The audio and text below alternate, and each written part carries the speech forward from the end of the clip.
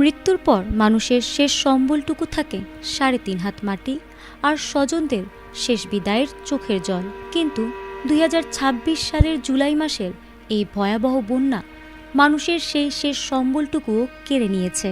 বানের জলে ভেসে যাচ্ছে মানুষের লাশ, চারদিকে কেবলই লাশের গন্ধ আর স্বজনদের বুক ফাটা আর্তনাদ। প্রকৃতির এমন রুদ্ররূপে দেশের এক বিস্তীর্ণ অঞ্চল যেন আজ সাক্ষাৎ নরক।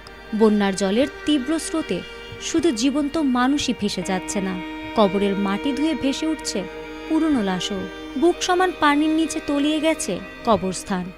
জানাজা পড়ার কোনো শুকনো জায়গা অবশিষ্ট নেই।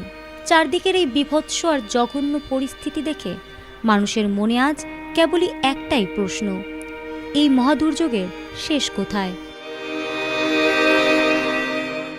এই মহাদুর্যোগের নির্মমতার মাঝেও সবচেয়ে শিউরে ওঠার মতো দৃশ্য দেখা গেছে চট্টগ্রামের সাতকানিয়ায়।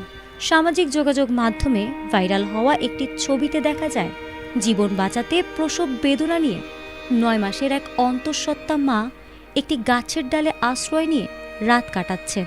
চারদিকে থই থই পানির মাঝে গর্ভবতী নারীর গাছের ডালে শুয়ে থাকার এই বুক কাঁপানো ছবি পুরো বিশ্বকে স্তব্ধ করে দিয়েছে।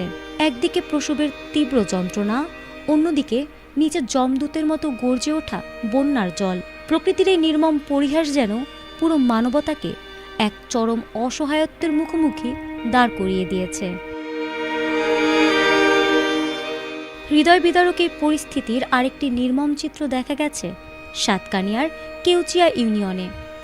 সেখানে বন্যার পানিতে পুরো এলাকা ডুবে যাওয়ায় এক ব্যক্তির মৃত্যুর পর দাফনের এক ফোঁটা শুকনো মাটি মেলেনি।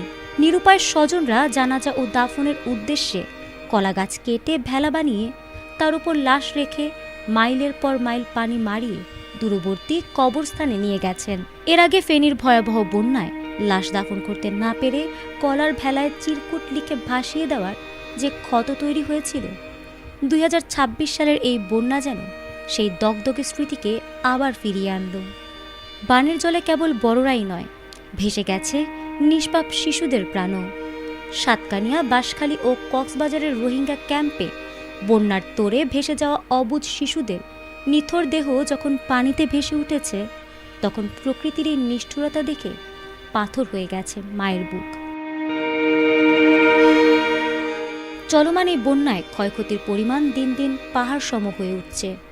চট্টগ্রাম, সিলেট ও রংপুর বিভাগের বিস্তীর্ণ অঞ্চলে লাখ লাখ ঘরবাড়ি, ফসলি জমি আর গবাদি পশু ভেসে গেছে।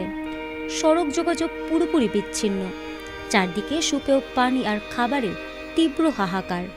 সাঙ্গু ও সুরমার মতো বড় নদীগুলোর পানি এখনও বিপদসীমার ওপর দিয়ে বইছে, যা পরিস্থিতিকে আরও জটিল করে তুলেছে। বর্তমান পরিস্থিতি অত্যন্ত নাজুক। হাজার হাজার মানুষ আশ্রয় কেন্দ্রে বা খোলা আকাশের নিচে পলিথিন টাঙিয়ে মানবেতর জীবনযাপন করছেন। লাশের মিছিল আর জীবিতদের বাঁচার লড়াইয়ে দেশের এক বিশাল অংশ আজ ধ্বংসস্তূপে পরিণত হয়েছে। ফারহানা হক, এটিএন বাংলা।